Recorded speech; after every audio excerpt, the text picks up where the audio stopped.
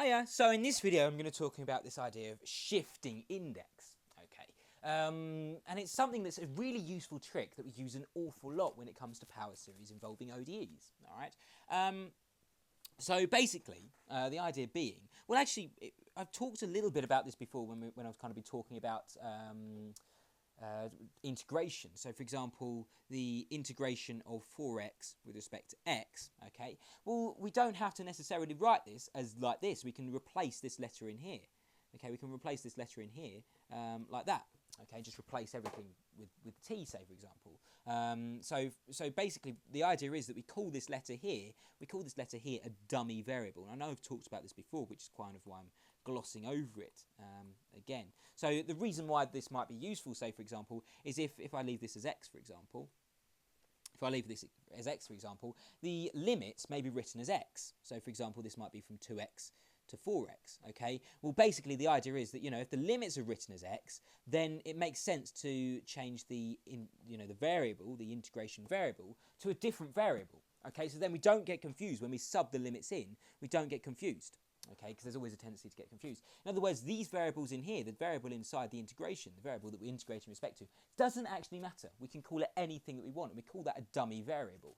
I always think of it as, you know what, like one of these cars, I think it's Rosper or something, that sort of test impacts of cars. They drive cars into walls to test kind of the impacts and what happens in the impacts. Well, the cars don't have real people in, fairly obviously, because there's always a tendency that they will get hurt, they will get injured. Okay, so they put dummies in their place, and the dummies is just basically a replica of a human. You know, it's an imitation of a human. Yeah, so it kind of gives you all the information that you need. The dummy's there to give you all the information you need, but it's not actually using a real human, so nobody gets hurt. Okay, this is very much the similar kind of thing. It's an imitation of the real thing. So that I suppose the real variable in here should be x.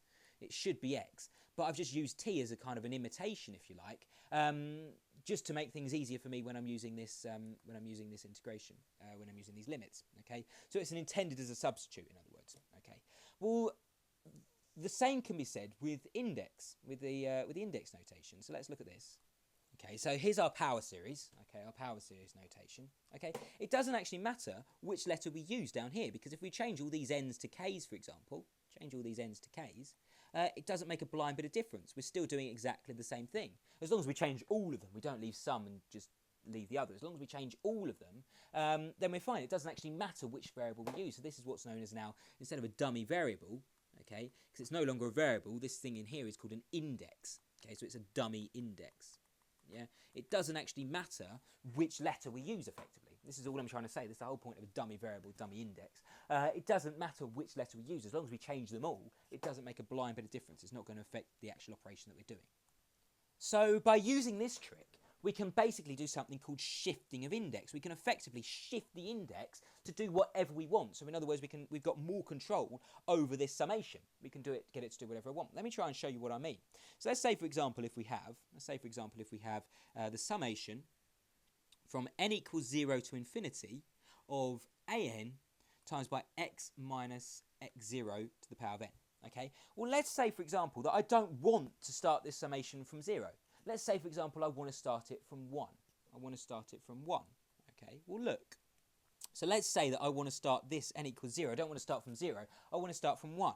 So let's say, for example, I'm going to introduce a new variable. I'm going to call it m. And it's just going to be 1 ahead of this old variable. So it's just going to be n plus 1. It's going to be n plus 1. Okay, so now, if n equals 0 in this thing, then in my new thing, my m will be equal to 1. My m will be equal to 1. You know, you can simply just sub n equals 0 into this thing if you're not quite seeing that. So the idea is that basically, you know, my m is 1 ahead of my old n. So therefore, if my old n started at 0, then my new m will start at 1. Okay? Or if you're not quite seeing that, you can just sub n equals 0 into this thing and just see, well, that's going to be 0 plus 1, which is going to be 1.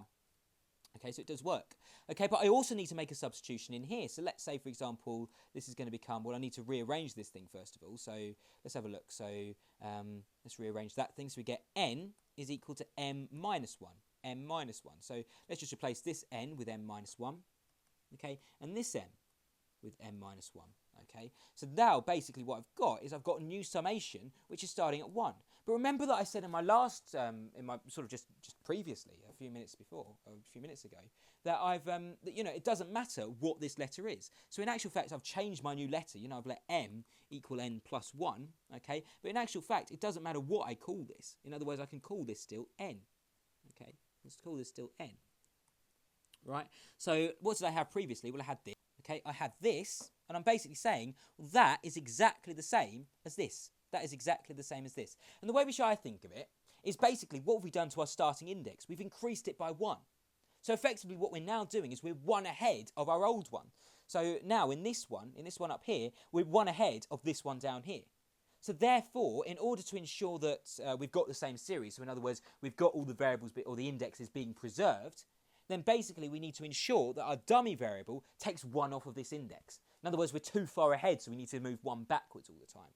So, you know, because we've moved 1 far ahead in this index down here, then therefore we need to take 1 off of this index because we're too far ahead in order to ensure that these two things are preserved. Okay.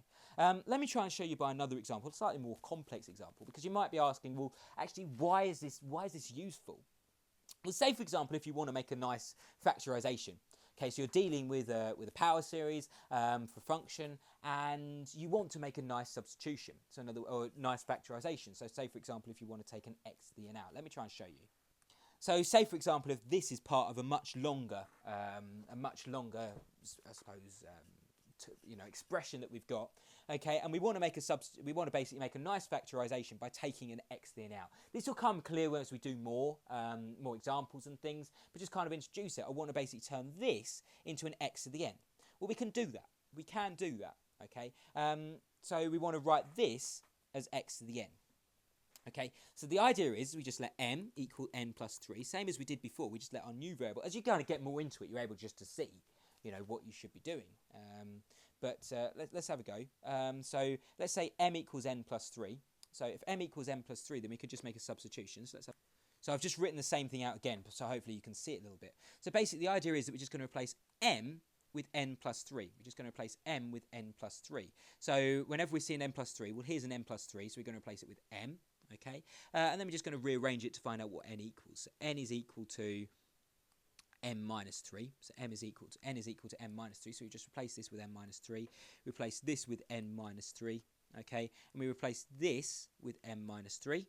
Okay, replace everything with m minus 3. Okay, and then we just basically make a bit of simplification. So this thing here, so the m minus 3 plus 1 is going to become n minus 2. Yeah, m minus 2. And this thing down here is fine. This thing here is fine. This we can rearrange to get m equals 3, to make m equals 3. Okay, and then the last thing which I just want to do is I want to leave it in terms of the old variable that I had. Okay, so I'm going to just replace this m with n, and that should be fine. And basically these two things are the same.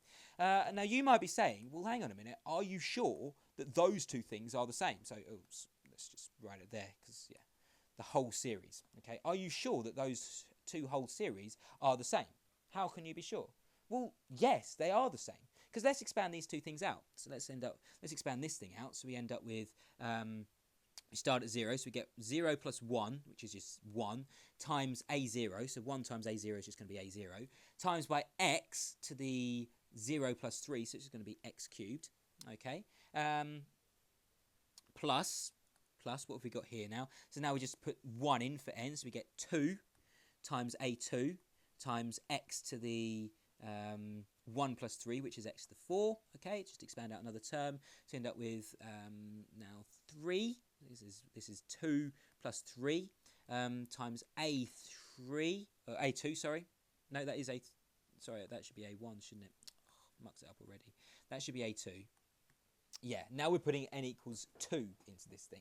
This is going to be x to the n plus 2, so x to the 2 plus 3, which is x to the 5. Let's just do one more term because I mucked the last one up for you.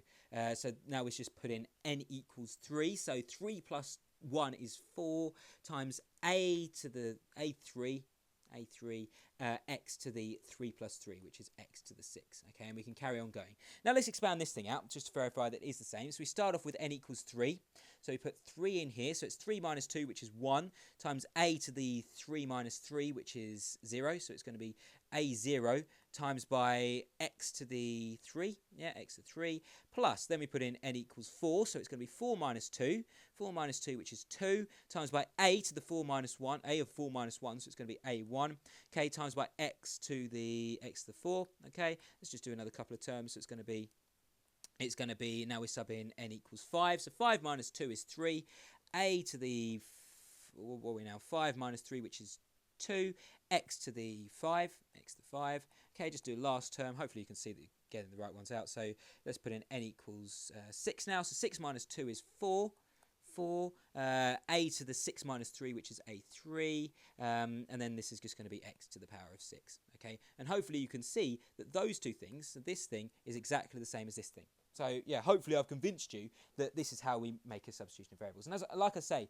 the more practice you get with these, the more familiar you get with these, the more you can just kind of say that makes sense. I just recognise that is the case.